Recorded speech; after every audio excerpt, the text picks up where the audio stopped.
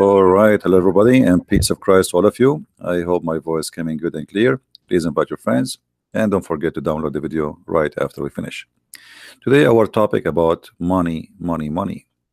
It's a song we heard long time ago from a team. It's called ABBA. Money, money, money. Now, why people sing for money? Why people they worship money? The answer is very simple. Money, what we learn from this life, that by money we can get things we need and even more than what we need. By money we can enslave people, we can control, we can be rulers, we can be kings, we can be whatever we like to be. We can destroy life, we can save life, we can take life. Money do a lot.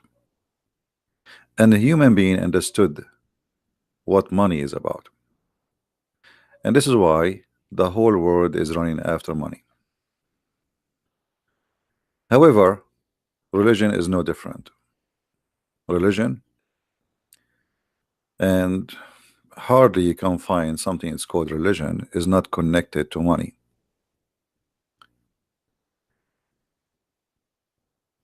What Jesus, our Lord, he said about money? Is he a person who encouraged us to save money, to save a treasure for tomorrow? He said, look at the birds, who they have no worry. The birds, they don't,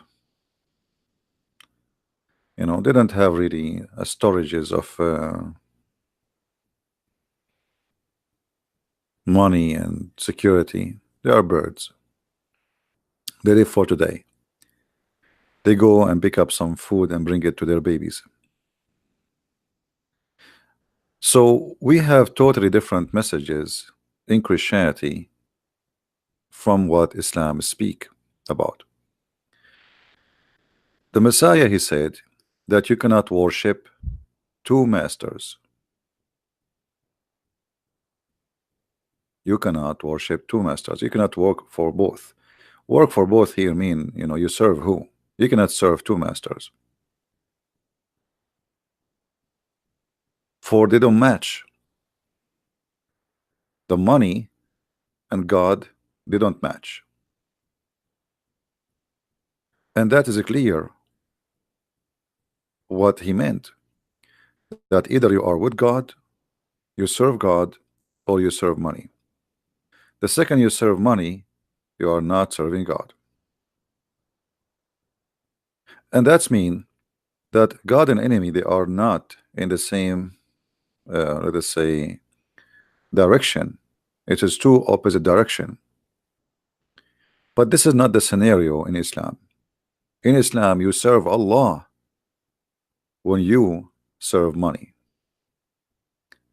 And today we will focus in this issue. Now there is many verses in the Bible speaking, Jesus speaking about that money will not help you, money will not save you, etc.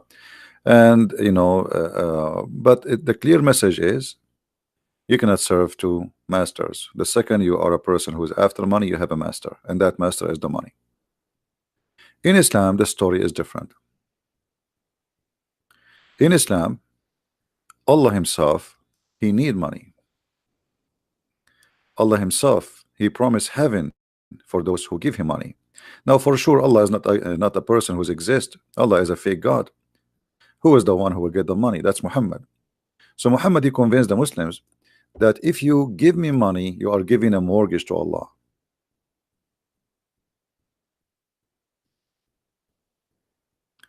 And he was using his God, as always, for the sake of generating money. So Muhammad, and this is very smart, by the way. This very smart and very evil in the same time. So you will not say, okay, I am the one who's asking you to give me. No, it's Allah. I'm telling you what Allah said. So now you are not just thinking about making a donation to Muhammad. No, don't you want to save yourself? Do you want to save yourself or not? So you have to give a mortgage to Allah, and Allah will pay you back in heaven. And who is the one who will collect the money? It is Muhammad. And Muhammad, he keep using that all over the Quran. Even he was asking the Jews that you should give me money too, because God, he order you to give money to the messengers. You have to support them with money. You see here the translation says, and then my messenger to support them. But in fact it says, وَأَقْرَضْتُمُ اللَّهُ قَرْضًا حَسَنًا, and we gave Allah a kindly loan. So by giving the messengers money, you are giving Allah a kindly loan. Okay. Why Allah don't give the messengers loan? Can't Allah sponsor his messengers? Chapter 57 verse number 11. He who lend Allah a godly loan, a goodly loan, Allah will double it for him, and he will rich him in reward. Allah will make you rich. Just give him the money. Allah, he is in need and he is begging for money. Again, who is the one who will collect the money? Muhammad. The Muslim, they might say to you, oh, this is a charity. Well, hold on. I mean, charity, you don't keep saying, it's just say, give it charity. Give it charity, and that's it. Give it to the poor. Don't give it to Muhammad. If you see somebody is poor, feed him. Jesus says, if somebody asks you, give him. If ask you for your coat, give him your dress. And here this is about helping the needy, not just giving people your stuff. I mean, we are not crazy people. You go on the street, somebody says, give me your coat. And then Muhammad, he go farther with giving money, to the point he claimed that if you give him money, Allah will not only reward you in heaven, but he will grant you forgiveness.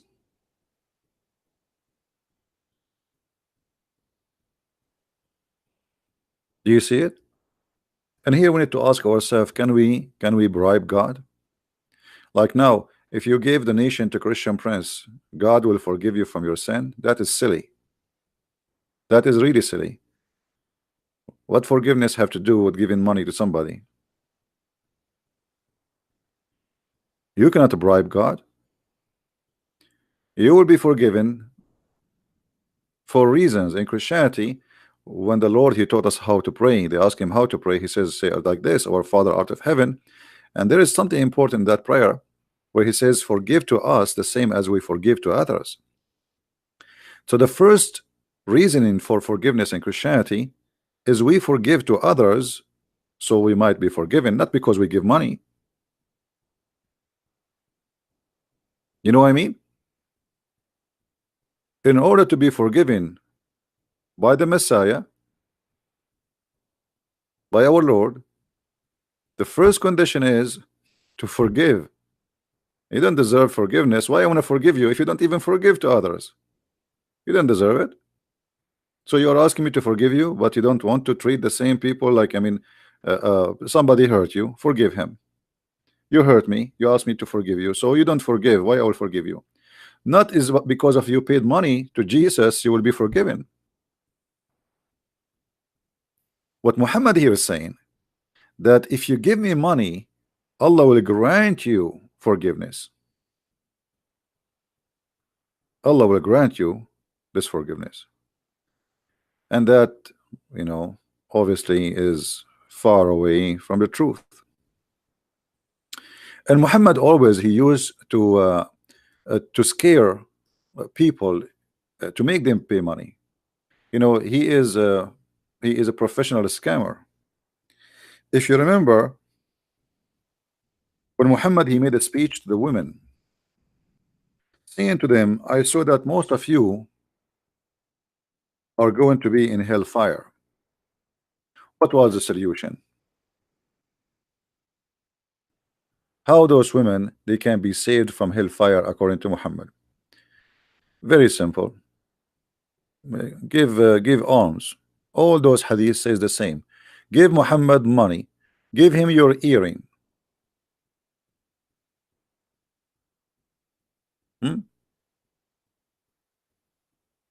Give him your earring. Give him your money.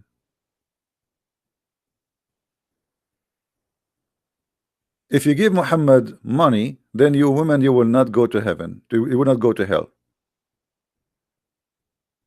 All those references in front of us.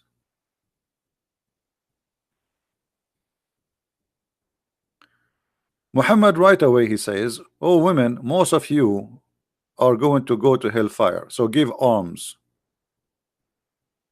Give alms to who? To Muhammad. And Bilal, he start collecting the earring and the rings of those women, golden earring, silver earring, golden rings from those poor women, because Muhammad he convinced them that most of you are going to go to hellfire. So give us your earring.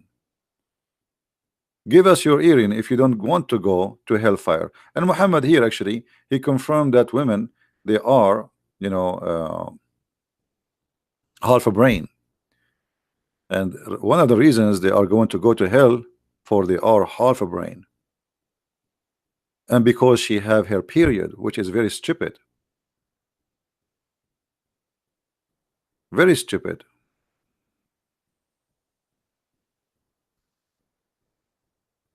Uh,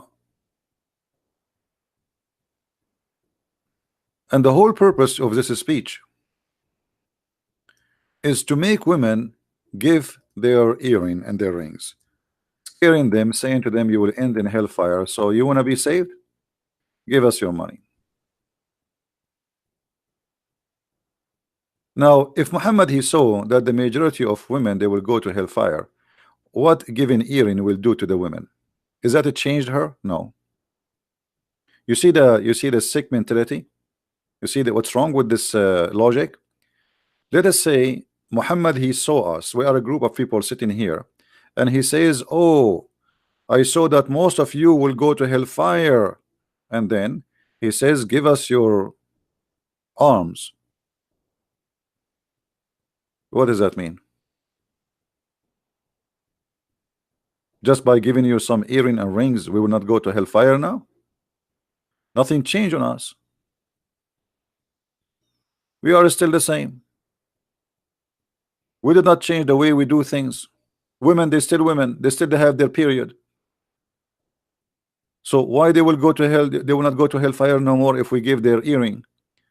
Simply because if you give your earring, now you are Muhammad. He grant you forgiveness.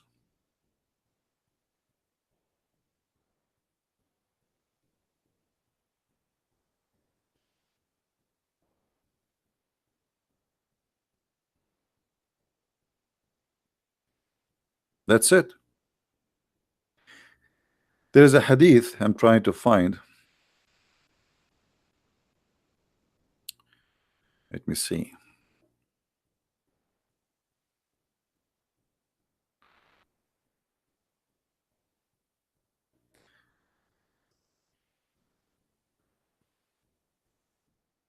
Why Jesus did not say, if you give me your money, then you are going to be forgiven, forgiven. Why Jesus did not have the same logic? If the Muslim they say that Jesus, which is Isa for them, which is a really wrong name, uh, that Christians and Jews they have the same God. So why in the God of Islam, if you give some money, you are going to go to heaven, and you give it to the Prophet, but if you give it to if you don't give, then you go to hell. And why women they will go to hell? Just because they have their period, because they have half a brain. If the women have their period, that's mean if that is a defect in religion. That's what Muhammad said, a defect in the religion. So if this is a defect in religion, isn't it Allah who made them with the period? And since when having a period will make you a bad person? Look here what happened in this hadith here. He commanded them to fear Allah. Why? Because he said to them in the beginning, he was working with Bilal, his slave, and then he says to the women, directly speaking to women, then he moved away and he went to the women, and Bilal was with him. Bilal is the money bag. He is a slave who collect money from those who Muhammad he scam. He commanded them to fear Allah and exhorted them and remind them. He praised and glorified Allah, and he urged them to obey Allah. And then he said, give it charity, for most of you are the fuel of hell. A lowly woman with dark spot in her cheeks said, why, messenger of Allah, we are going to go to hell? He said, you complain a great deal and you are ungrateful for your husband. And then the women, they started taking off their necklace, earring and rings, throwing them to Bilal. Do you see it? So he scared those women, those poor women, and you are going to go to hell. You are the fuel of hellfire. And right away, those poor women, they start grabbing their necklace, their earring, their rings, and they throw it into Muhammad, in the garment of Bilal. This is a very well-known strategy by all cult leaders. If you listen to, there's many TV stations, they claim to be Christian stations. They are the same as Muhammad. Call right now and make a donation, receive the blessing of God. Call right now. Like if you don't call right now, you will not receive the blessing of God, you know. Like now, you call now and you make a donation now. All right. So always fake people, they try to convince you that if you give us money, God forgive you, as if he is saying to you, you can't bribe God. But that's not true. Nobody can bribe God. We have a brother here, he posted a verse from the Bible.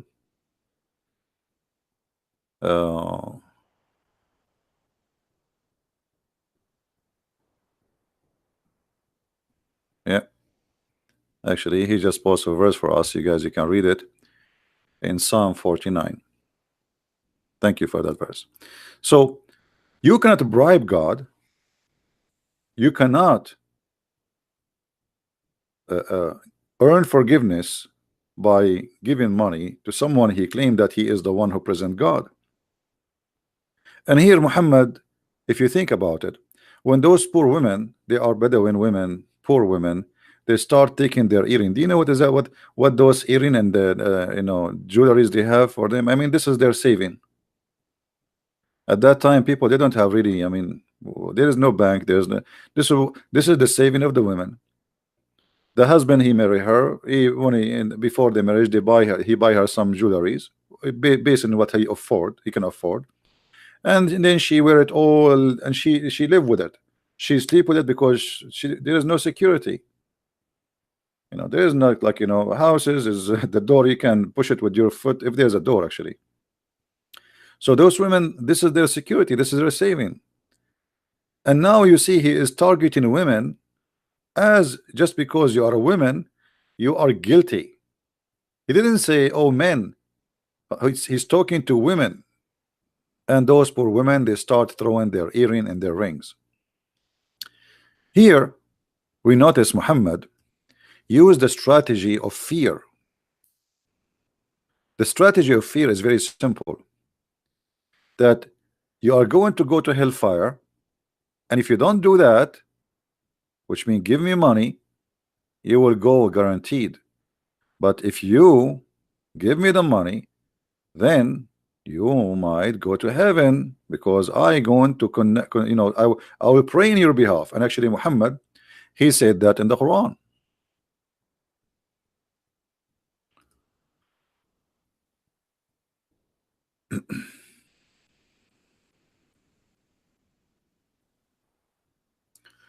Muhammad, he says, if you want to meet the Prophet, which means Allah supposedly speaking, or you believe, when you consult Messenger of Allah in private, spend something in charity before your private consultation. So you guys, if you want to talk to Christian Prince in the private, you have to pay. If I am Muhammad, you have to pay me, Muhammad, You have to pay me as Muhammad money, otherwise I will not talk to you in private. Anyone remember that Jesus refused to meet somebody unless he pay him first? Do you know how much money Jesus can make? A person who can raise people from death, a person who can make the blind see, a person who can heal any illness by a touch. How much money he can make? You can imagine? Imagine if Jesus now he opened a clinic in this miserable earth. How many millions and billions of people they will attend the clinic of Jesus? Healing is guaranteed, perfect healing, and it's for free. Muhammad, who healed no one, who has no miracles, yet if you want to speak to him in a private consultation, you have to give him money. There's a verse in the Quran, and I don't know if any of you remember it, where Muhammad he kicked a man because he is poor from his house. The chapter of Abasa wa Tawalla.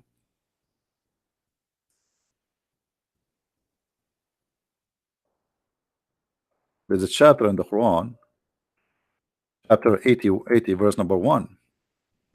It says that the prophet gave a bad face to a man. Who is this man? He is a blind man.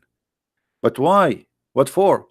The answer can be shown in the Islamic interpretation. You see, we don't use a Christian interpretation. The Muslim, they will say, oh, you know, this is a Christian Prince interpretation. He's lying, brother. He's lying, brother. He's lying. No, I'm not lying, my friend. I'm not. This is your tafsir, and we will show it in the screen.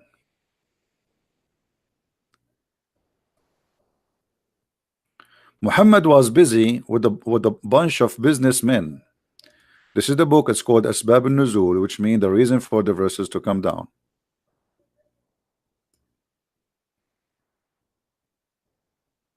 This is official Islamic government of the Kingdom of Jordan. Muhammad, when Ibn Maktoum, who is a blind man, he come to meet him.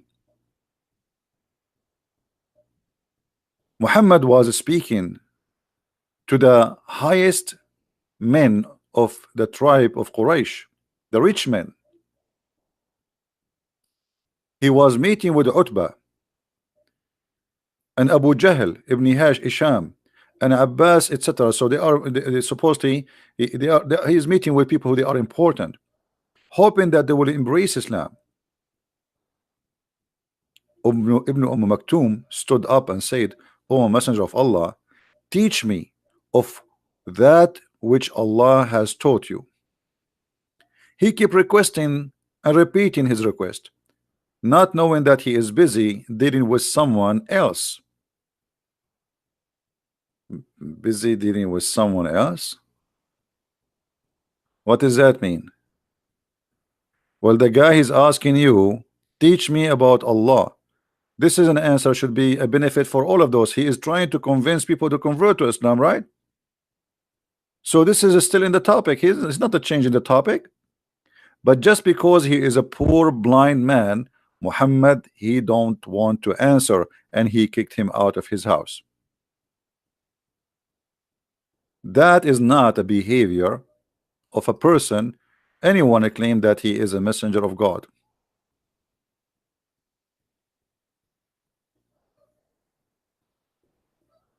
Why a man who is a messenger of God want to do such a thing? Shall we go to Ibn Kathir and see what Ibn Kathir will say about this? We can go to Ibn Kathir and try to find out in the English of Ibn Kathir, which is different always from the Arabic. But let us see, let us get them busted. This is Ibn Kathir, chapter 80, verse number 1.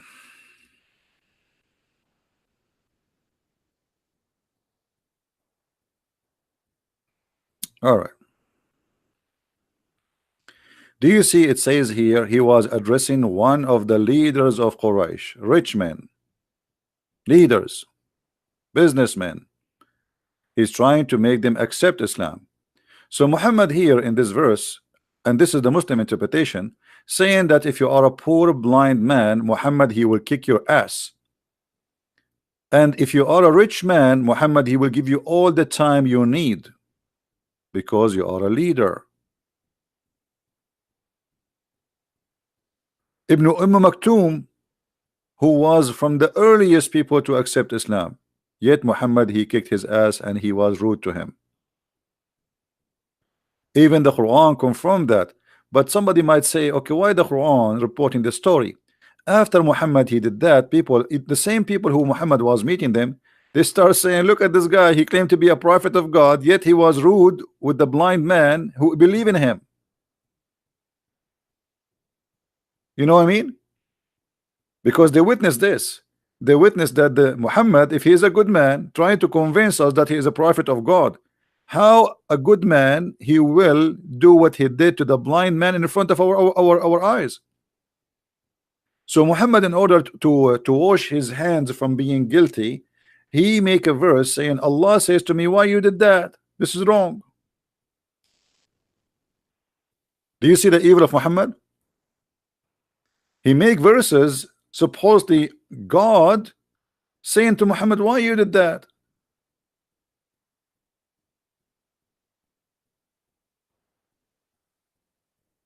The Muslim, they say to us, Muhammad was the most noble person. He was the most amazing person. I never saw a noble person. He will kick the ass of somebody he is a blind. Because that will be against his nature, regardless if he is busy or not busy. A blind man asking you do that to him?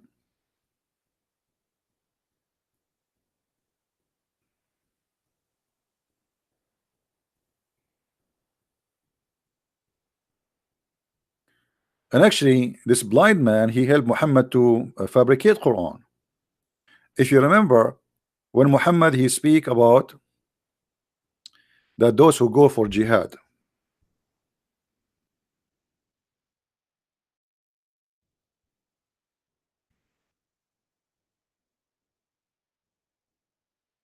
Muhammad was speaking about those who go to jihad.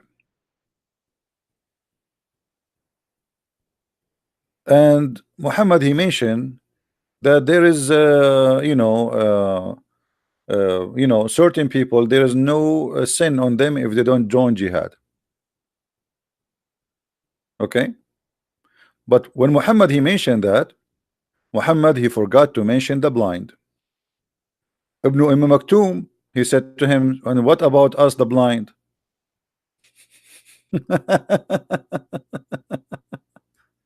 So Muhammad he added to the Quran right in the spot when the guy was just sitting next to him, and we can show you the reference,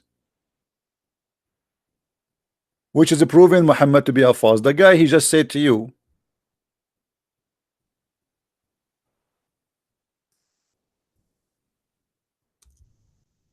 what about the blind?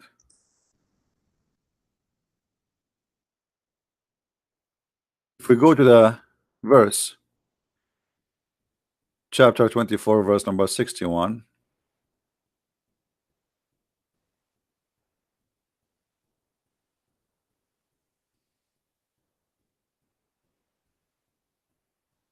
So actually this guy, he was a helpful for Muhammad.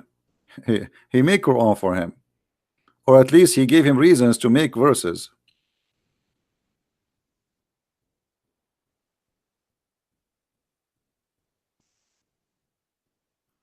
And this is why he added, there's no blame upon the blind, no blame upon etc. Because Ibn Maktoum, this person, the same person, he is behind this reason.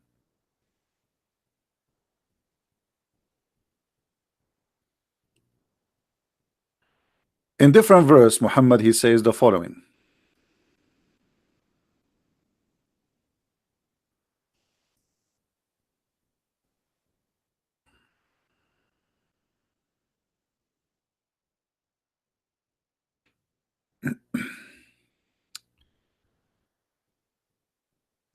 Read with me carefully, please.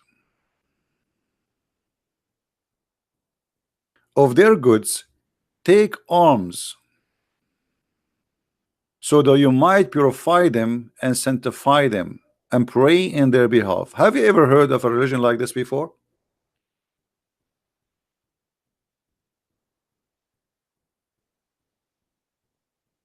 Anyone notice here what what is the dangerous about this statement? Who notice? Let us see from you guys. I want you to think with me. What is the problem with this verse? As you see, this is not my translation, this is not my website, this is your Islamic website, this is your Arabic, this is your English. Everything is yours, Muslims. I have nothing to do with it. What is the problem here? Anyone notice?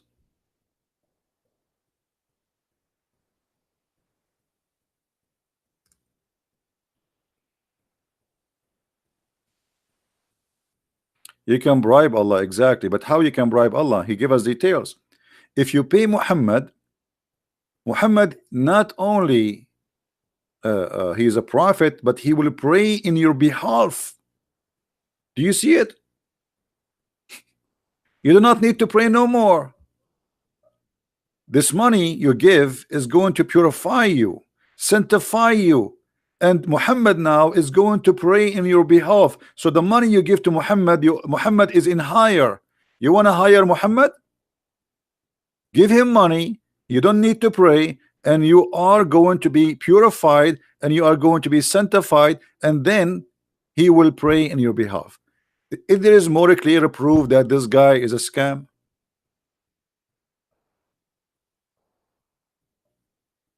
so imagine I say to you, if you give me money, you don't need to pray. That's it. I will pray on your behalf. Just give us the money.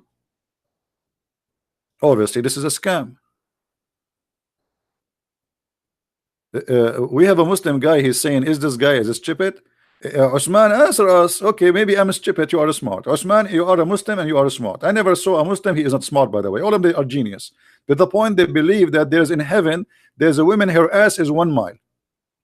Obviously, you are the one who's smart, who believe that God is a vagina vendor, will provide you with 72 women and their legs is wide open like a victory sign, and you will have a 70 years orgasm. So Mr. Smart, as long we are the stupid one and you are the smart one, explain to us why if we pay Muhammad he will pray in our behalf.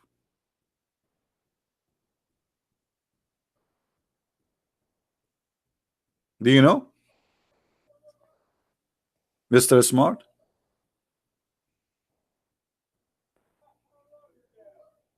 Hmm?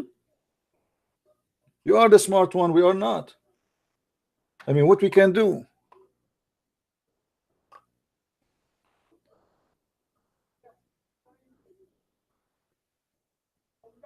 He see a lot of poor people will go to heaven. My friend, he see a lot of people will go to heaven, but yet his best friends, all of them, they are rich.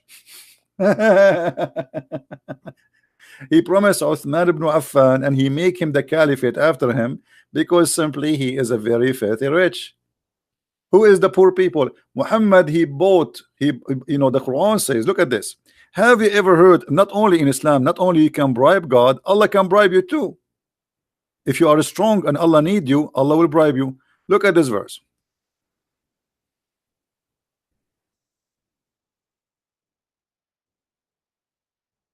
Always those who claim to be prophet of God, I mean, they have to make some nice speeches. What, he will say the poor people will go to hell? But obviously he is always in the side of the rich. If you read this verse look nice, okay. And by the way, here it says وَفِي الرِّقَابِ. It says here in translation, and to free the captive. It doesn't say that. Al-riqab, it says here sadaqat, the alms is given to this and this and this, and to the slave. Nowhere it says free the slaves. Now, but look at this here. وَالْمُؤَلَّفَ قُلُوبَهُم. The one, their heart need to be reconciled. Anyone knows what is that about? Anyone knows what this is about? Who here remember what we said before about this verse? Who is the one their hearts are to be reconciled? You believe it or not, Muhammad, he bribed people to convert to Islam. And this is written in their Islamic books, and this is in the Quran too. Abu Sufyan, he was a very important man, a war warrior. His family are they are criminals. Muhammad, he needed them. And actually, because of Abu Sufyan, Islam expanded. Abu Sufyan family is the one who occupy all the Islamic world we know today, not Muhammad. So Muhammad, he bribed Abu Sufyan and his children, and he gave them at least 100 camel each, and gold and silver. How we can prove that? We go to the interpretation, and we go to the book of Asbab al-Nuzul, chapter 9, verse number 60. You see, nothing from my own. Everything I show you is from Islamic websites, and I have nothing to do with it. I have nothing to do with it. Read carefully. And those whose their heart are to be reconciled, so that they might become a Muslim. So Muhammad, when I give money, he is buying believers, he is buying warriors who they are fighters, the criminals, saying, I will give you money. You see, I take money from people, but I can buy you too. I'm a businessman. How you can make somebody's heart go to Islam by giving him money? It's a bribe. So he is saying here, and those who their heart are to be reconciled, so that they might become Muslims, or that Islam might be firmly established. So Muhammad is using those people to establish Islam. Allah cannot establish Islam. He needed their money. He needed those people. So now he is sacrificing money. He's buying them, and then their peers might become Muslims that might defend Muslims. You see, they are warrior. They are criminals. So they will defend. They are fighters. And this was Abu Sufyan family. If we go to the book of Asbab al-Nuzul, this is Al-Jalalain. We go to the book of Asbab al-Nuzul. Oh, in Asbab al-Nuzul, not translated. It's gone. Shish kebab. Bingo. You see? Read carefully with me. Read carefully with me. And those who their hearts are to be reconciled, give them gifts such as Abu Sufyan's and his companions. Do you see it? And they were 15 men. 15 men, but they are, they are in charge of many men. They are many fighters. They are very powerful. So Abu Sufyan and his gang, Muhammad, he made them convert to Islam by giving them money. If we go to Ibn Kathir in English, I don't think we will find too much details, but let's try. Chapter 9,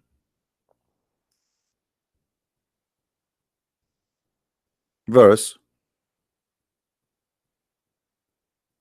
60.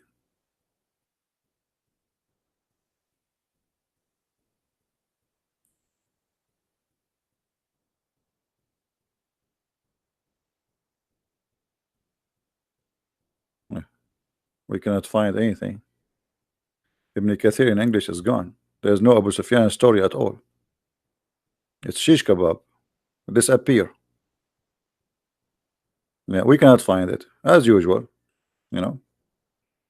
Nothing new. Nothing new.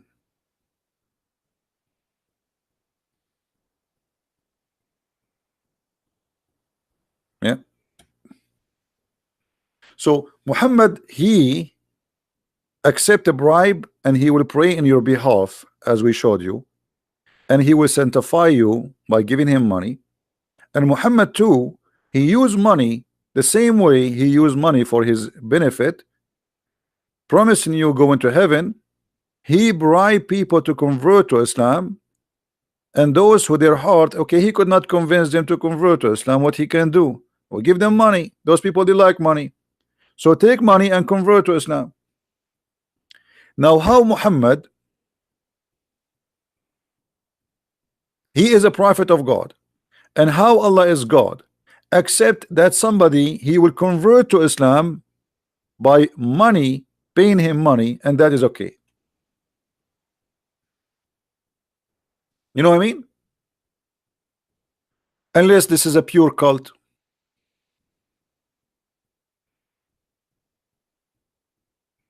Guys, forget about Osman. Leave him alone. He's just a kid.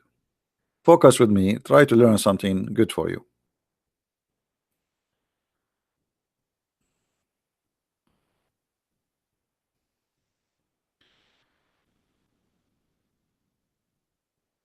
What if I pay somebody to convert to Christianity? Is that really a real conversion? That's fake. That's false. So what? Are we fooling God now? So I give you money, you became a Christian. Are you saved? You're not saved. You're going to go to hell. Actually, me and you will go to hell now. Because you did not convert because you believe. You convert because of the money. So you worship the money. That's why the Bible says you cannot serve two masters. You cannot serve money and God.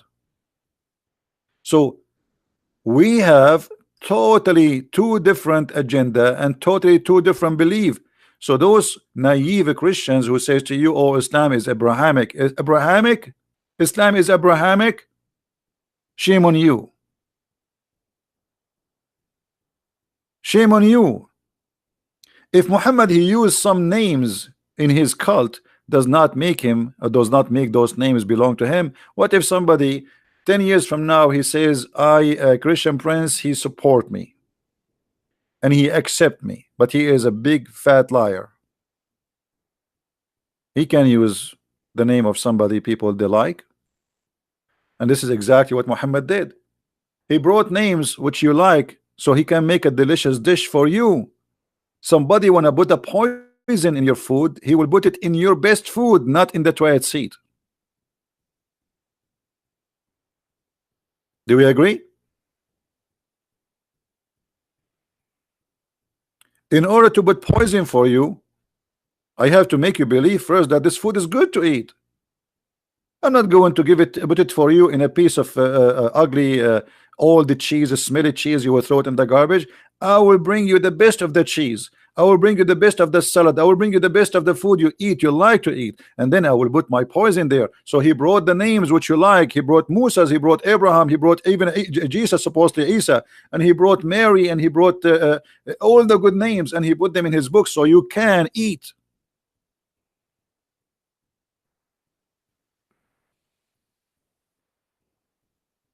Otherwise, Muhammad not only far away from Abrahamic belief, Muhammad is anti-Abraham.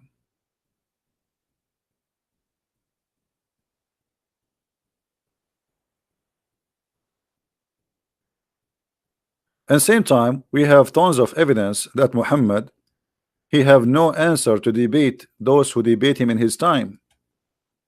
As an example, the Christian and the Jews, they did not accept Muhammad for a second. And because Muhammad is a liar, he have no answer. So how Muhammad he answered the Christians and the Jews? Using the name of Abraham. Let us show you this verse.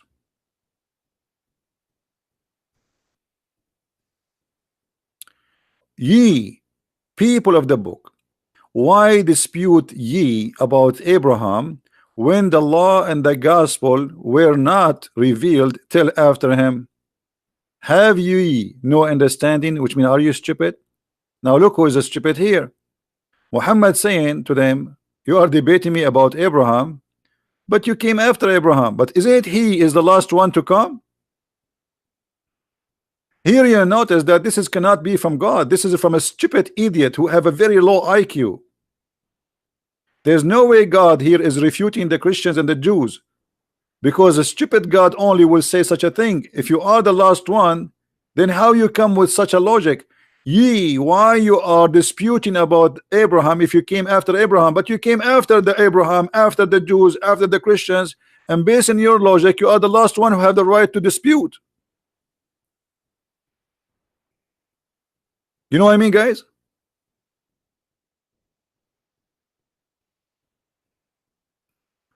Abbas is saying, why Jesus, he said to the women, dogs. Jesus was quoting what the Jews they say. The children of Israel, they say, don't cast your bread to the dogs, because they insult always their God. Those are the Aramaic people. But for an ignorant like you are saying why Jesus says that. But why you don't ask yourself why Jesus, he said to her, blessed your belief. You have a great faith, and he did miracle for her. Why you did not ask yourself how Jesus, he accepted her? Why you did not say to yourself, why the woman, even if she is coming to him and ask him in a miracle nobody can do unless he is God?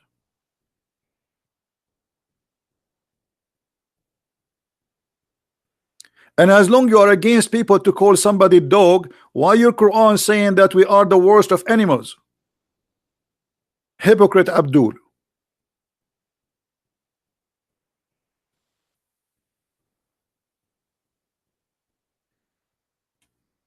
The Quran call us all kind of names. Najis, animals, worst of the creatures, evil doers, kuffar, pigs, monkeys, you name it. And then this little tiny creature, he is trying to say why Jesus said dogs. Jesus was quoting what the Jews says. Here, look at this. If Muhammad is a prophet of God and the one is talking here is God, there's no way God will say such a stupid statement. The one who came after, he have no right to dispute with the one who came after him. This is what the verse saying. But based on this, Muhammad is the last one to have the right to dispute.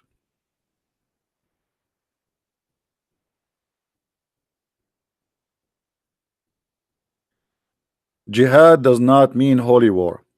Here we go. Okay, the one who says jihad does not mean holy war, who is the donkey who told you that? Give me his name so I can get him busted. You know, I saw many articles that say jihad is your struggle with yourself, the struggle with fasting. That's a big fat lie. This is, yes, there is many meaning for jihad, but the jihad which a Muslims will get a reward with is the one who do go and kill. When somebody come with a statement, there's one of two things will happen to Christian Prince. Either he will laugh at you or he will laugh with you at yourself.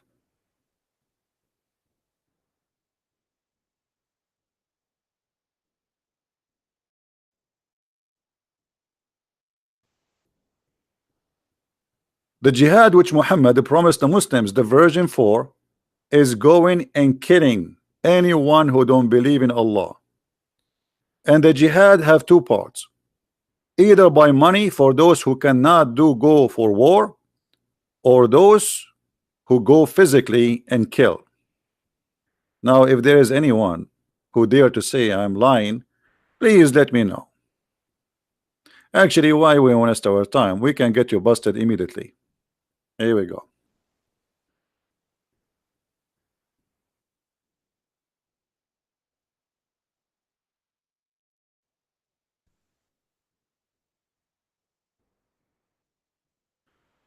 All right.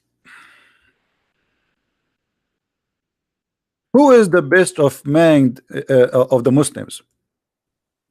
Who is the best of Muslims? Is the one who do jihad. But who is the one who do jihad? Let us see Muhammad giving us the definition for that. The one who strive in the way of Allah with his wealth and his life. What does that mean? Go down a little bit. He said, a man asked him, "O Messenger of Allah, which of the men is the best?" He says, a believer who do jihad. The word here fights is jihad. For the donkey who said that, who fights seeking is taking his life, and expanding his wealth or spending his wealth in the way of Allah. This is what jihad. Let us see what the Quran said.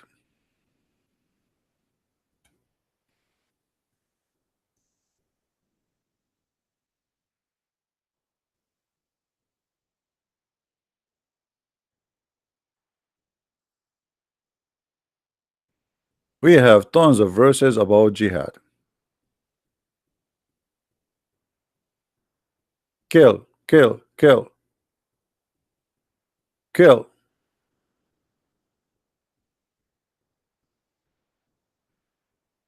Read this carefully with me.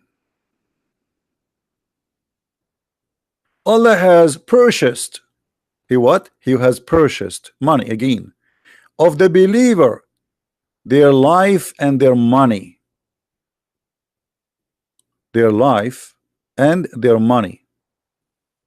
For their, between two bracket, in return is paradise. They fight in his cause, and they slay and are slain. Where is the donkey who says to us that jihad does not mean to holy war? Where is that donkey who said jihad is not a holy war? Put your ears up. You do not need to put your hand up. You know, you're a donkey. Put your ears up. Do you see how they lie to you?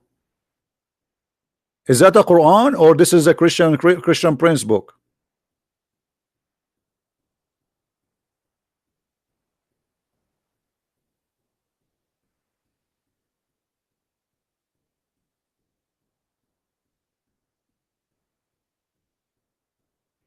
Not only that, Muhammad here, he confirmed that Allah, he purchased you. You are a property of Allah, and your money belong to Muhammad, and your life belong to Muhammad. Muhammad, he can do whatever he want with you.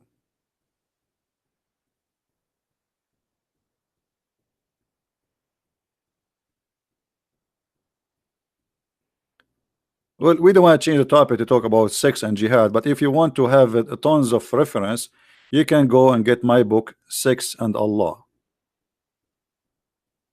All right, it's 2 volume, have tons of reference about sex and Allah, sex and jihad, sex and Muhammad. Everything have to do with sex. But remember, I did not put in my book everything about sex in Islam, otherwise I have like 10,000 books to finish this topic. So I made them in 2 books summarizing what and the connection of Allah and sex, the same as we are talking here about some evidence of the connection between Allah and money.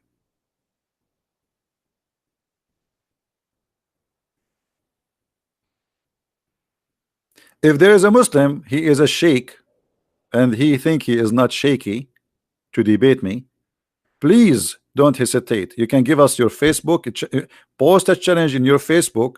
I want to debate a Christian Prince, and post your Skype. We will call you immediately, not tomorrow, not next month, not next year. Is that fair, guys? Is that fair? If there is any sheikh, he is not shaked, terrified to debate me. If you have the courage and the knowledge, post in your Facebook, I make a challenge to Christian Prince, and for sure your Facebook will verify who you are. Don't create a Facebook media today just to make this lie, because there's some kids, you know. We want a verified page of Facebook for a sheikh who is willing to debate me. You post it there, you post it here for us, we check it out, we will call you. I will call you immediately. Just give us your Skype.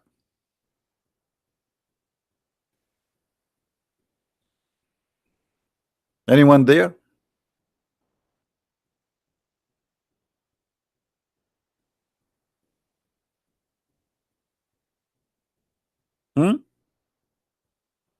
Fight for his cause. Why Allah he need to fight for his cause?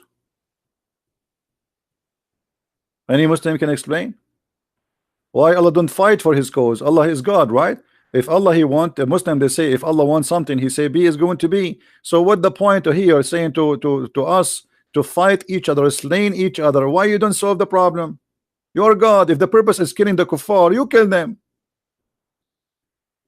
Why your God Allah cannot kill us? He need you to kill us because he is not exist. This is Muhammad fooling you.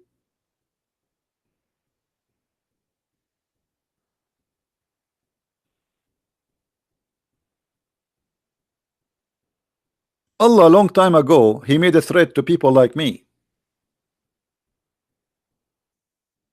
saying to them, if you don't believe in Muhammad, look what we will do to you. What he will do to us?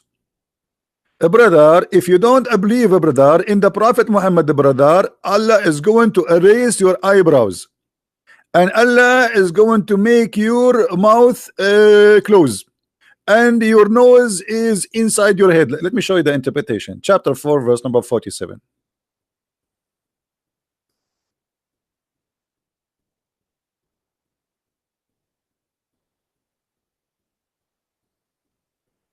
Read it, Abdul. The proof that Allah he need you to force people to convert to Islam is in the front of you. Allah is a shish kebab. He made a threat to the Christians in the time of Muhammad, not in the judgment day, that if you don't believe in Muhammad, look what I will do to you. What I will do to you? Huh? I will erase the details of your face. I will transform their faces to the back of their heads. By the way, my face now in the back of my head, just to let you know, I'm sitting on my back is to the computer because now my eyes in the back. And we will turn them into animals. Yeah, all of us, we have tails now. Different interpretation. Let's see Al-Jalalain. Read carefully Al-Jalalain.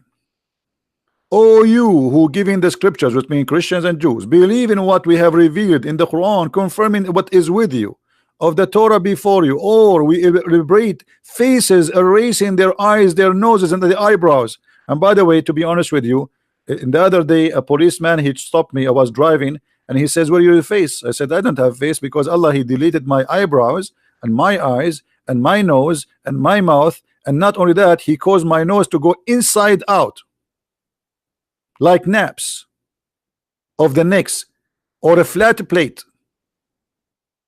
And this is why I use my face sometime to put rice in it. Like when I go to overseas, they ask me, do you have a dish with you? I say, no, put it in my face. It's like a dish. A very clear proof that Muhammad is nothing but a scam. He threatened the Christians in his time.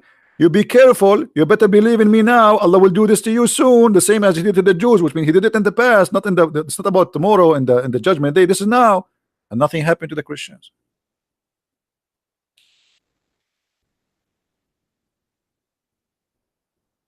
Allah will make my nose inside. That's something.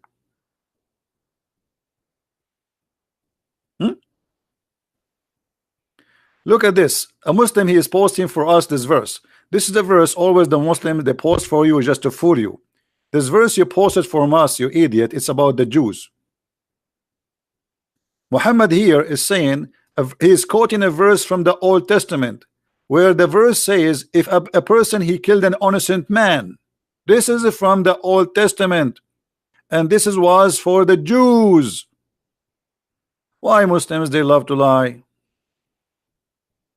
This is have nothing to do with you. It says there actually, and we order Musas. Why you don't post the verse before it? This is for Musas, not for you. And if we ask the Muslims, by the way, who is an innocent person in Islam? The one who kill an innocent person is the one who kill a believer. If you kill non-believer, he is not an innocent person. Liars, liars will end in fire. And we are here to get you busted. Right? Let me show you. First, by the way, this person, this liar, he did he cut a part of the verse. Did you notice? Did you notice that? Did you notice how he cut a part from the verse? He's a corrupt person. Muslims are corrupt people. Let me take a snapshot of what he posted us, and this is the verse in the Quran. He cut the part where it says we made it obligation for the children of Israel. He cut that from the verse because he didn't want to show you that this was for the Jews, not for him. And Muhammad was quoting the book of the Jews. Do you see it? This is the Quran. Why he cut that part? Why he cut the part where it says the children of Israel? Because this is the whole idea. Islam is a scam. Why you cut the verse? This is the same verse. Where is the part where it says, and we gave that law to the children of Israel? Because you are a liar.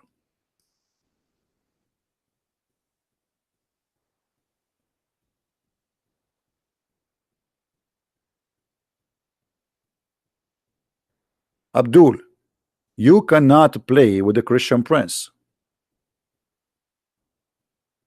I don't even play chess with myself. I will lose.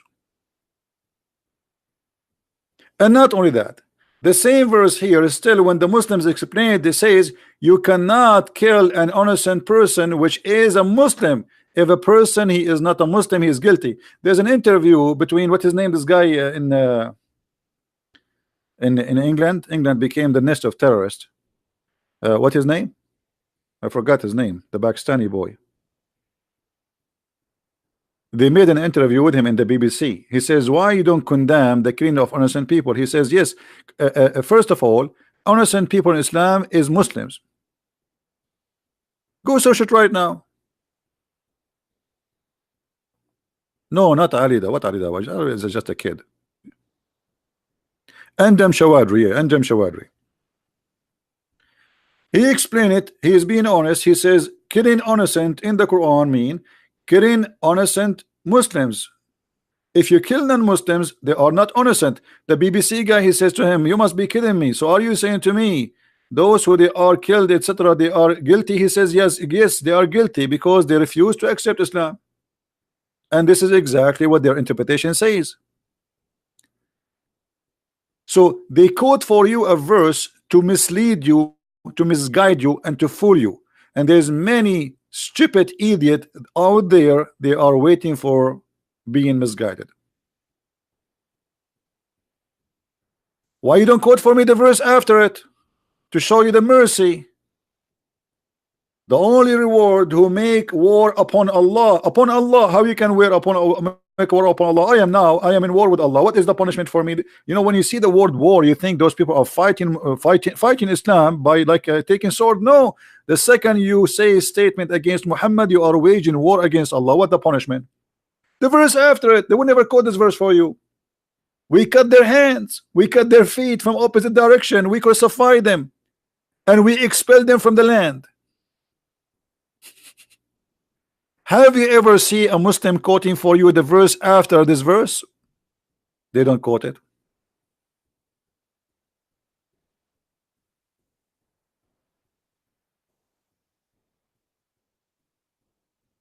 It's just the verse after it. This is the verse, and here we go. This is the verse after.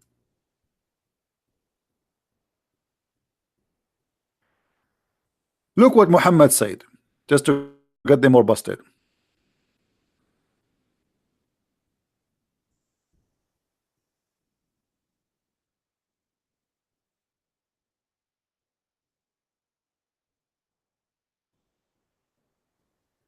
Yeah, this is what I said, that this verse was not for the Muslim. This is a quotation from the Old Testament. Muhammad, all those hadiths saying that I've been ordered to kill all mankind except Muslims. Do you see it? I've been ordered. Here they use the word translation fight. Well, fight what? By zucchini? Fighting by the sword. I've been commanded to fight all the people. All people what? All mankind. Till they declare that there's no God but Allah and Muhammad is the prophet. And if they do that, and they pray as we pray, and they slaughter as we slaughter, and they eat as we eat, and they face the Qibla as we face the Qibla, and they pay the zakat, and blah blah blah, all the condition, and then and only then their blood and their property is secured from my hand. Do you see it? So what is the war? What war we are talking about here? If you don't accept Allah, you are in war with Muhammad. If you don't accept Muhammad as a prophet, you are in war with Muhammad. Even if you accept to say Shahada and you don't pray as Muhammad he order you, he will kill you.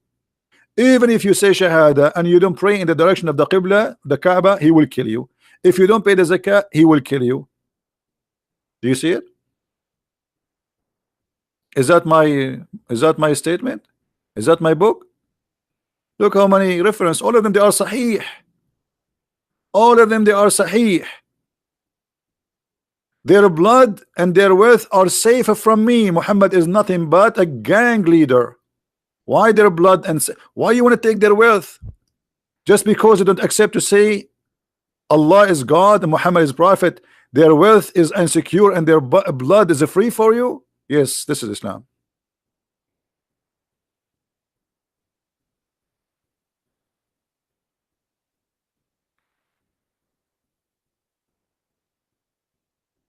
Not only that, Muhammad he says that people they was victorious by terror. He is a terrorist from a distance of a month.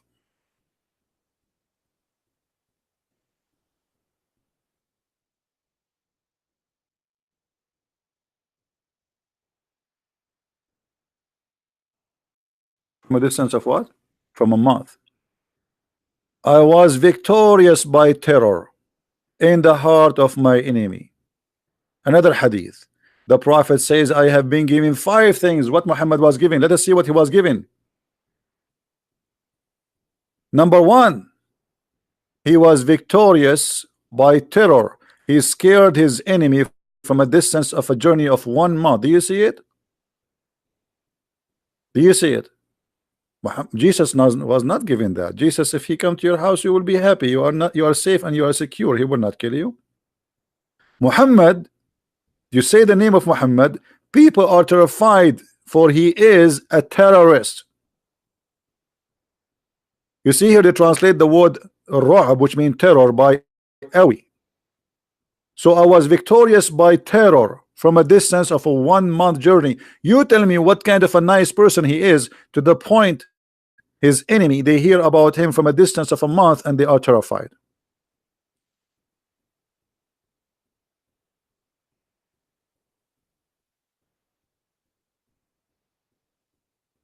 Now we go to the second part of our topic. Go back to the money.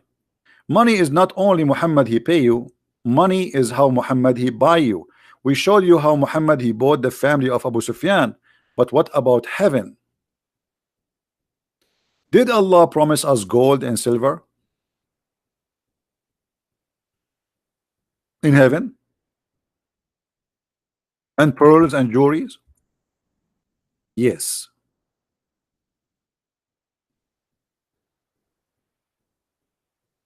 Read carefully with me.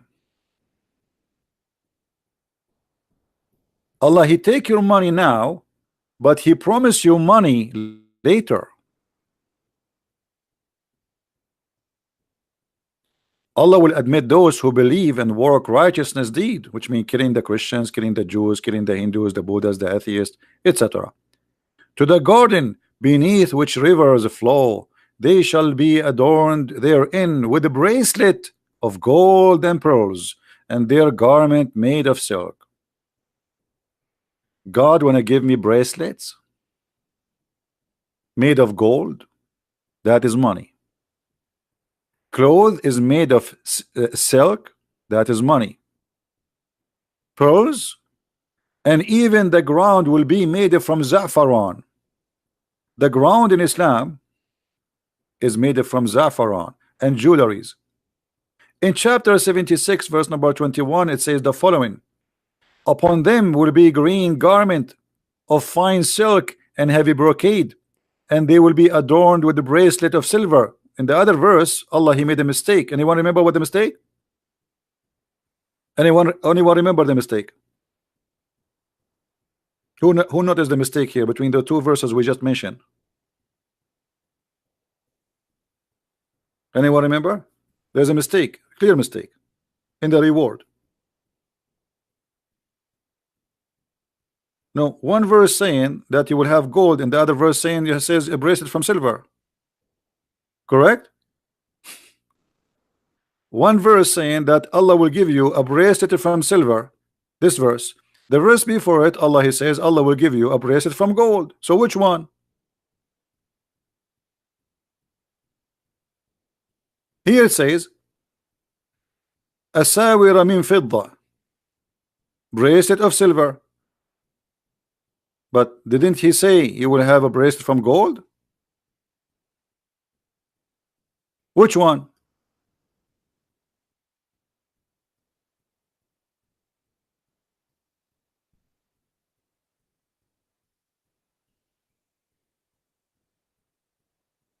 Did you notice? Allah do not remember what His promise is. So in one verse He says the bracelet will be from gold, in the other verse the bracelet is from silver. And there's a huge difference between bracelet from gold and bracelet from silver.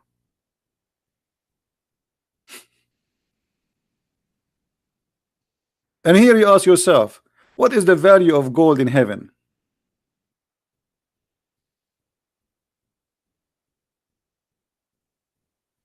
Hmm?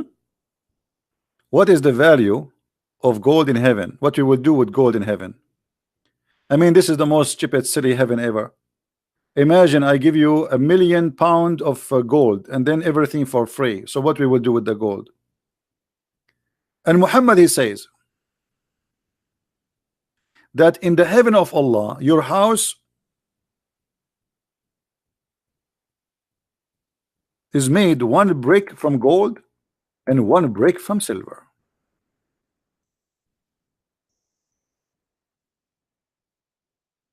If you have a software to do like what they call it, you know, the software they use for engineering, like to design houses, try to build, to make a wall or a house, and try using your software to color the wall with two colors, gold and silver, because one brick is gold, one brick of silver. Okay, and see how ugly it's going to be, how comfortable your eyes will be to live inside such a stupid house. I prefer a cabinet or a cabin made from wood, will be a lot nicer, so friendly, and I will feel like a human inside it. Being inside a box made from metal, that is not a house. Especially it's a shiny wall, gold and silver. How disgusting.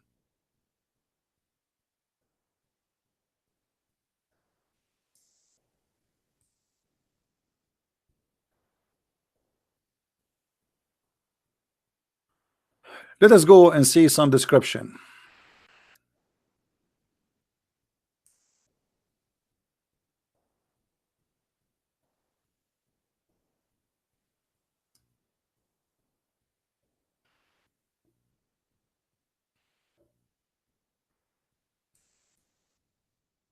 We cannot find those hadith in English.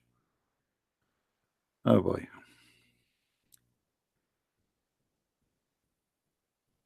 Yeah, the embarrassing hadith, they will not be. Let us show. Let us see this verse in the Quran.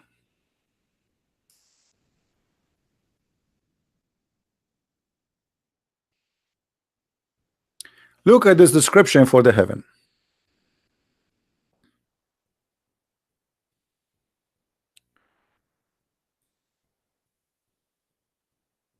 In the hell, there's no food, but in heaven, you will eat as much you want. And then Allah will make your face soft. You see, the translation here is false. It says joyful. It's not, it's a lie. It says na'ima. Na'ima.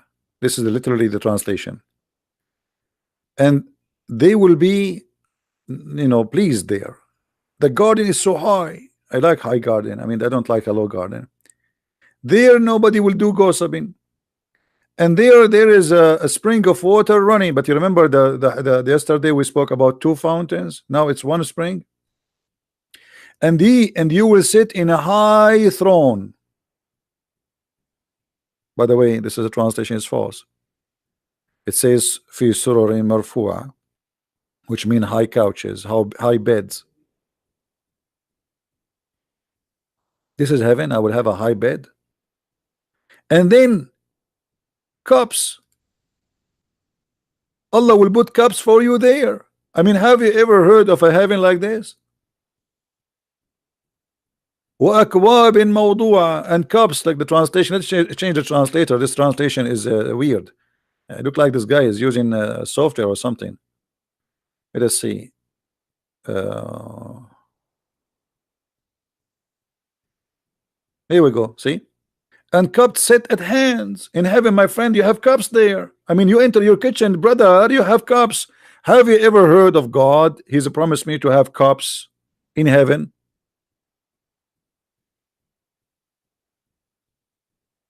That's God's talking. And brother, we will give you even cushions, and they are in rows. There is many of them, cushions, a lot of cushions. Have you ever heard of a God that promised me a heaven have cushions? I mean, the one is talking there is God. This is Muhammad fooling those poor Arab who sleep in the floor. Hey Abdul, I will give you a cushion. Are you serious, prophet? Yes, brother. I will even give you cups, because those Arab don't have cups. The cups only is in the hand of the Persian and the Roman. Those Arab are desert people. So he promised them cups is even from a glass. And carpet. You will have carpet. A brother, you will have a carpet. And look at the city Muhammad. Suddenly he jumped from I will give you cups and cushions and a throne and beds and the flowing water, and then suddenly he says, don't you see how the camel is created? What does this have to do with the topic before it? Guys, imagine I'm talking to you now about the topic, and suddenly I says to you, and don't you see how the camel is created? You will say to me, Christian Prince, what this? Why you jump? You were talking about the cushions, the carpet, the furniture in the house of Allah, and suddenly you jump to speak about how the camel is created. What does this have to do with this?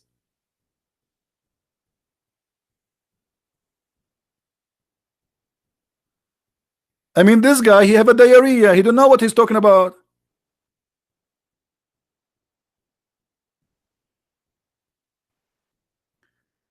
And then you say, don't you see how the mountains was nailed in the ground and fixed firm? Really, it's fixed firm. And then he says how the earth he made it flat. You see in the translation it says how it's spread out. It says in Arabic how he made it flat, سطحت, like a roof, flat roof.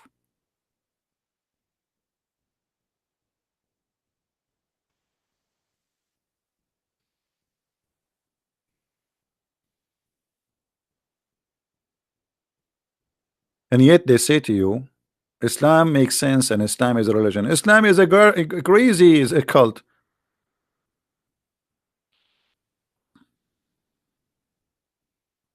What is this?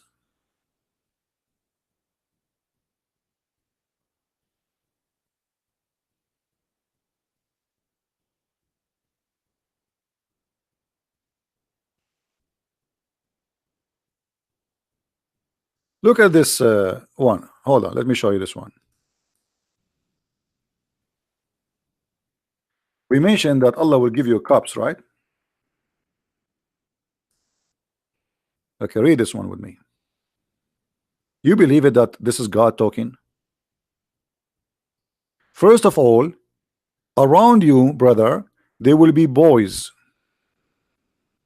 You will be reclining in your bed. Imagine that. Recline in your bed.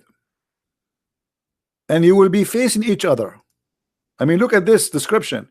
So brother Abdul Shabir Ali will be facing brother Shamsi. His bed is here, his bed is there, and they are facing each other. And then around them there will be little boys who they are naked, and they are so beautiful like pearls, as in different verse describe them. And they will serve them, those boys, or around them will be cups and jugs and glasses from a flowing wine. And you ask yourself why somebody want to commit suicide. Hey, look at his life here, it's a disaster. He have to work, go in the work, work as a taxi driver or a truck driver, and spend the whole day driving or doing concrete work to make pennies. He kill himself. He go there. He will find all those boys naked around him and women opening their legs. There's no panty, and each time he have sex with her, Allah, he will make her vagina brand new for him again, and cups and jugs and glasses, and he's wow, that's amazing, brother. And even the fruits, brother, of what you like. And by the way, just to let you know, in the heaven of Allah, there is a great diet. There's no beef, there's no pork, there's no lamb. The only meat is allowed is a flesh of birds.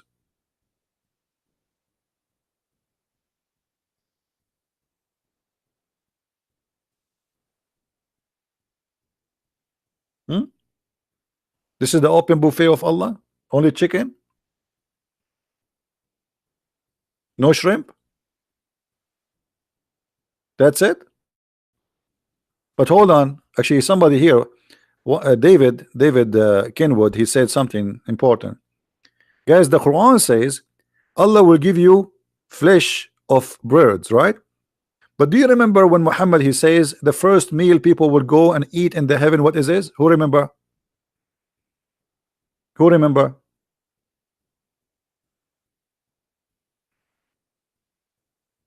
David, he just posted. Who remember? The liver of the whale, right? So Muhammad is a liar. The Quran promise you only bird meats. Muhammad he mentioned that in the heaven the first meal you will eat is the liver of the whale.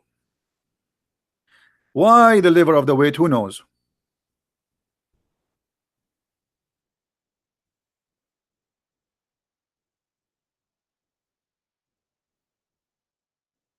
Hmm?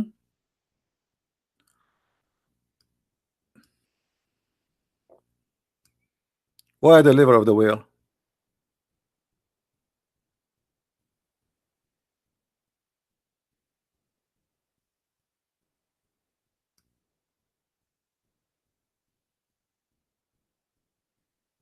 Six. The Arab, they believe that if you eat from the liver of the whale, you will become a porn star.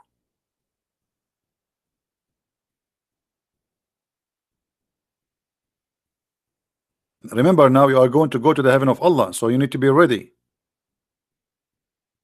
So you eat the liver of the whale, your private part will become like takbir.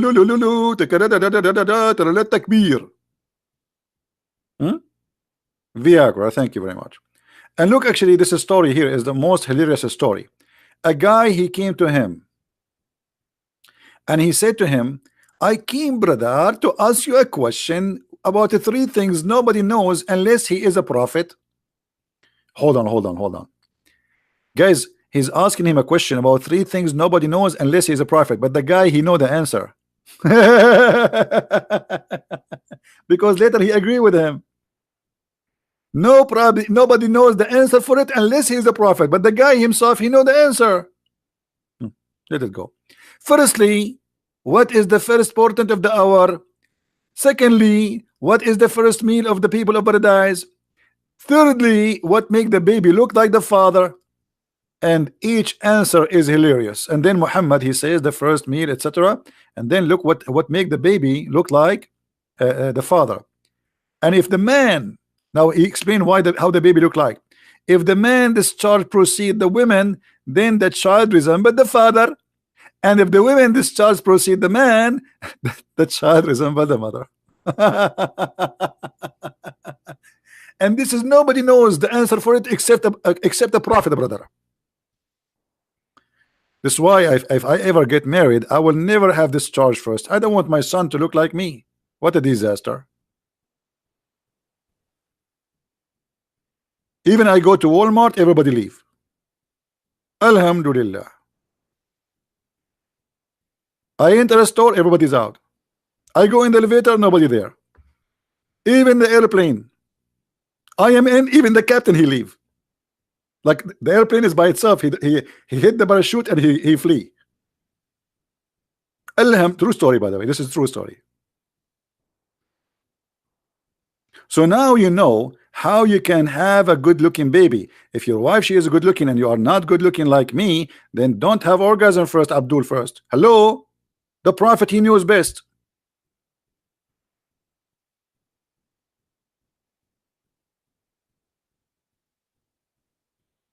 You found a sheikh, let him post in Skype, he in the, sorry, in the Facebook, that he accepted challenge me, and you know, just give us his Facebook, and he can post there his Facebook account, and we will contact him. Hmm?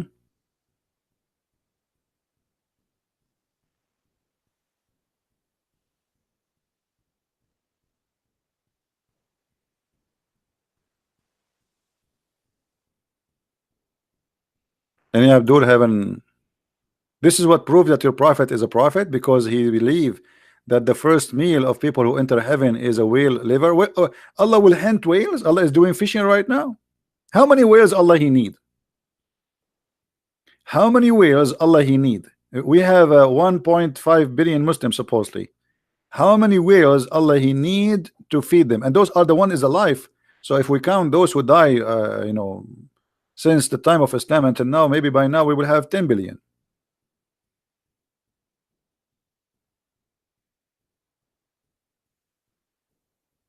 We need a lot of whales.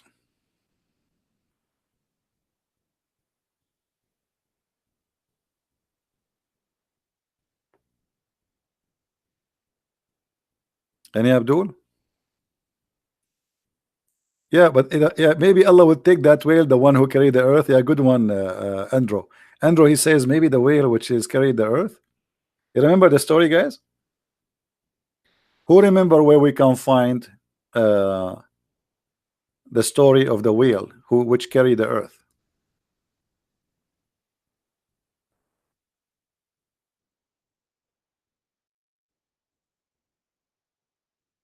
Who remember?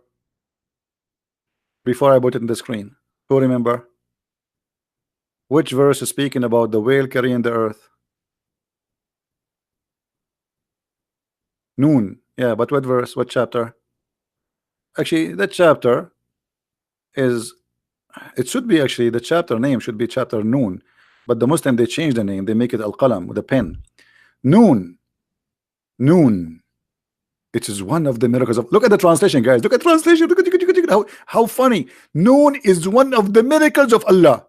Why? It's a letter, brother. It's a one letter. This is a miracle of Allah. So if I say noon now, I made a miracle. Noon is an Arabic letter.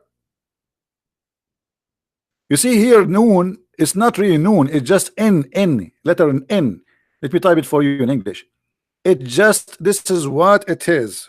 What miracle of Allah, you donkey. But because they cannot explain it, it's a miracle, brother. That's it. This is what it says noon. In Arabic, when a letter alone, we give it like a name. So we call it noon. But it's a letter N. That's it. This is a miracle of Allah. Why? Is Allah the one who made this letter? But if we go and to try to find out what this noon mean, you will be really amused. Shall we go and see what noon mean? Just for the sake of education. Chapter 68, verse number 1.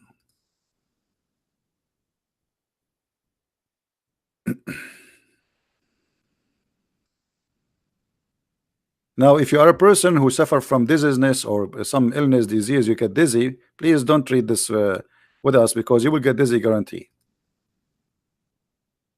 Noon. What noon mean?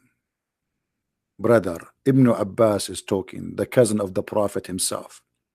And from the narration and the authority of Ibn Abbas, he said, regarding the interpretation of Allah saying noon, noon, he says, Allah swear by noon, which is the whale that carried the earth on its back, and the whale in the water, while in the water, and beneath it there's a bowl, and under the bowl there is a rock, and under the rock there is a dust, and none knows what is under the dust save Allah. Here the knowledge of the scholar stop.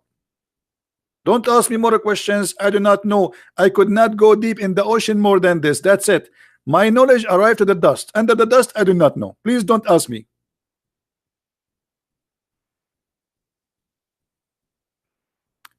So there is a whale is carrying the earth, and who is carrying the whale? There's a ball. The name of the whale is Lewish, and by the way, this is not Lewish Farrakhan. This is different Lewish, and it said its name is Lutaya, and the name of the ball is Bahamut. And some they say that the name is Talahut or Liwana.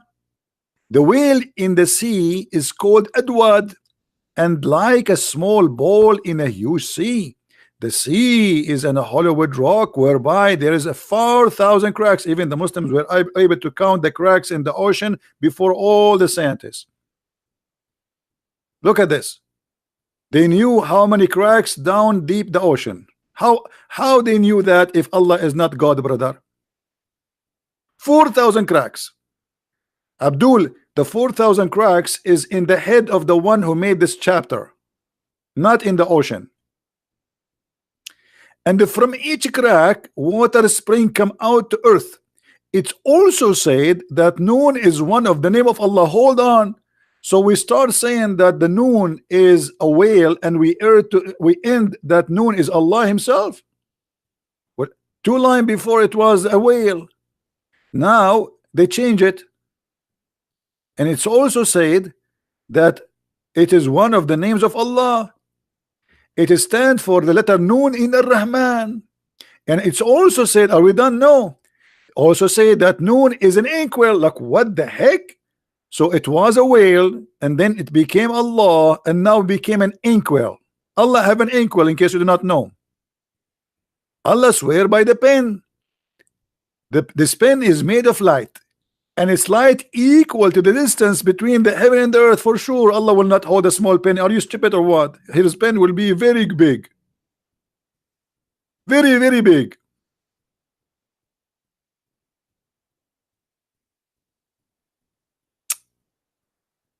Oh boy. How many of you feel like converting to Islam? And by the way, supposedly this is interpretation. This guy is explaining. Anyone understand anything now? Is it better before the explanation? I mean, after the explanation, now we are getting more dizzy. So which one is the correct meaning? I mean, this is the interpretation. This is the explanation. And the Quran says, Allah said that we made the Quran, explain the Quran in great details.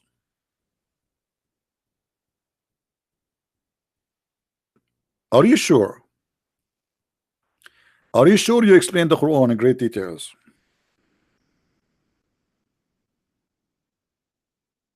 I can't tell, brother.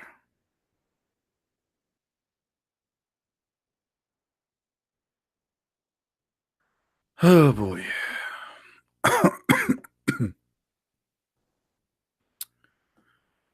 Do we have any Abdul have a comment? He just don't agree with us, something.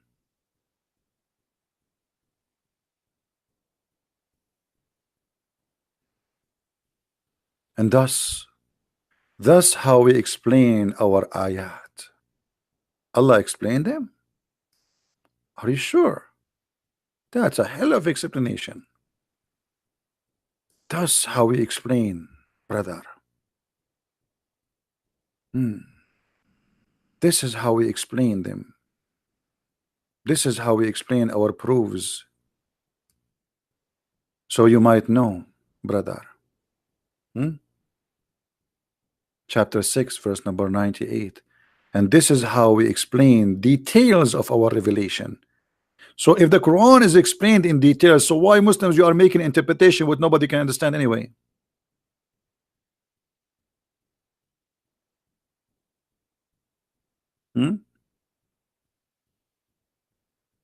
Any Abdul?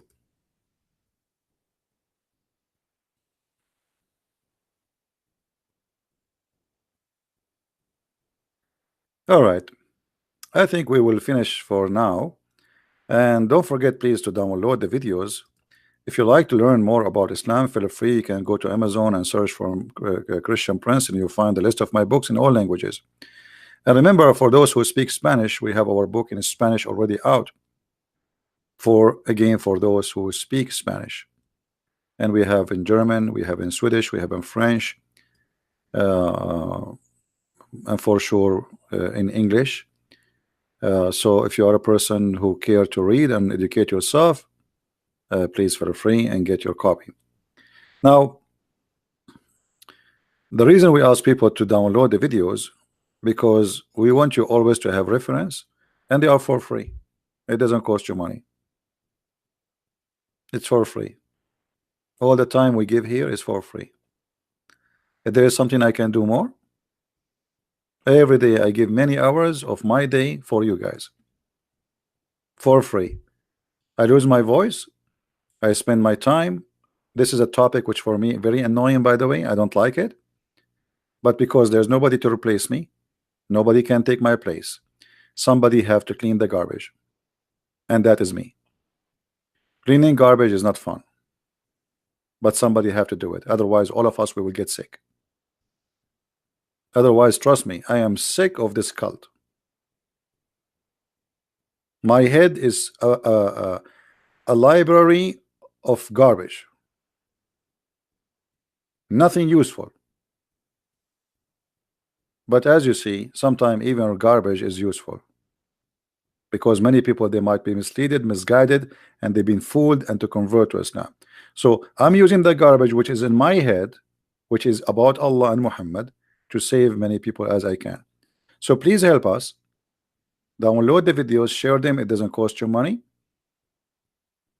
It just take a click, post it in different place. You can cut them pieces, topic by topic. Like today we mentioned many things. You can make them 15 minutes each or 10 minutes each. It's up to you. Or you posted the whole thing together. If you speak languages, you can translate the videos, the short videos, make them short. That will make it easier for you, an easier project, and add a subtitle in any language you wish. My friend, don't make me feel that I'm wasting my time. I'm here to educate you, so one day you will not be left alone. And one day I will die. All of us, we will die. But your child, he will go in the internet, and there's tons and millions of people that are trying to hunt him down, make him believe in such a stupid cult. So what we do here is extremely important. If you see how many messages I receive from people who left Islam, or people who are thinking to convert to Islam, you will not believe it. Same time, you will get the blessing. If a person who leave Islam, or a person who was thinking to convert to Islam, and saw a video you posted, even though it's my video, but because you posted, you receive the blessing of saving a human being life. Yes, you do, because it is you who posted the video there. It was your hand who helped this person to be out of the ocean of hell. So help us, so you might help yourself. You know, many, they say, well, Islam is far away from me. What if your child come to you today and he heard a child in the school saying to him, Islam is from the true God, and he tried to fool your son? What you will do? How you can refute him? How you can? Already he's brainwashed. It's going to be too late. So share your knowledge with your family, with your friends, even with your children. For sure, each one of them depend in his age. Don't wait until the danger come. Explain what the drugs is, not after what your child take a drugs. Explain what AIDS is, not after your child is get infected. It's too late. What we do here is an extremely for your health and the health of your family and your society. Help us, so the Lord will remember us in his book. Time will come and the Lord will ask me and you, how many hours you spend a day in your life to serve me? How many hours? Sadly, many of us will say not even a minute. Me myself, I have a lot of hours. Still I feel guilty. I feel I can do more, but I wish really I can stay all day long talking. But the more you get older and etc., like you sit in behind the table. I used to sit behind the table for 10 hours, 12 hours, 13 hours, actually sometime even a day or even a day and a half non-stop. But the more older you get, the more harder it get for you to sit. It's not easy. Talking for many hours, you will lose your voice after 2 hours max. Try it. But the Lord is our provider, and the Lord, He give us strength, and I will do as much as I can, but still we need your help so you can be a person in his society, in his community, to transfer the message into something good. So thank you very much for being here. I appreciate all those who support us, either by coming here or even by donation or even by spreading my videos. For by doing what we do, we are helping the world to be better security, better economy. How much money we spend because of Islam for security in airplanes? Your airplane ticket became twice double because they increased the tax due to the security. Billions and trillions of dollars are spent everywhere in the world because of Islam, just for security and the airport alone. So Islam making a huge impact in your lifestyle. You spend now 2 or 3 hours waiting for the airplane. Before the airplane, you have to be there 2 hours in advance at least. So just for the sake of security check, because of Islam, we used to go to the airplane and nobody even asked us what you have in the bag, just before 9/11. So Islam is changing the whole system, because now people, they fear for the security. Even in China, I went in China, you know, they have many incidents where terrorists, they drive with their cars and go over the road and they kill as many as people they can. Even in China, not only in Germany, not only in France. So now you go to France, you go to Germany, you will see there's many roads are blocks. You can't even drive your car through because of Islamic terrorism. So don't think that this is a joke. Maybe it's funny, maybe it's stupid, maybe Islam is garbage in your mind, but for somebody else, this is a holy religion, and he is willing to kill for the sake of his God. So this is a very extreme, dangerous cult in impacting your life, your security, your finance, your business, your work. Many people lose their jobs because of Islam.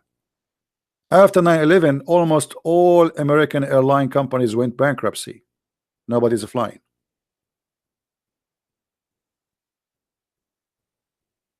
So be careful, my friend.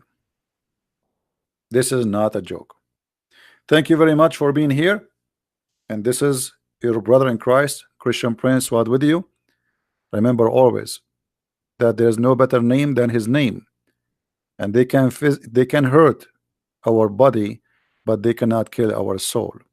We are saved, and he is with us, and he is now listening to us. Every two who mention my name, I will be between them. He is right now listening. We are the followers of the living Christ, and they are followers of the dead Muhammad. Let the dead bury the dead, and we are with the living God. His name is Christ. He is our Lord. Thank you very much. Christ is Lord. Islam is false. And see you soon again. Bye-bye.